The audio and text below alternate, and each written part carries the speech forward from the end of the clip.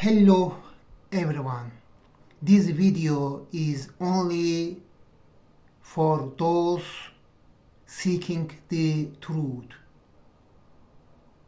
Do you really want to know whether Christianity or Islam is the true religion? All you need to do is prostrate yourself and pray. Oh Allah, show me the right path. Is Christianity or Islam the true religion? After saying this, put aside all your prejudices and read the Holy Quran. While reading the Holy Quran, ask yourself, could this be a word of a human?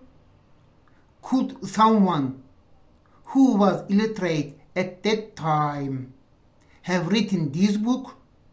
Or is this a word of a creative? Just do that and try to see the truth. May God protect those who are honest, moral, and strive to reach the truth.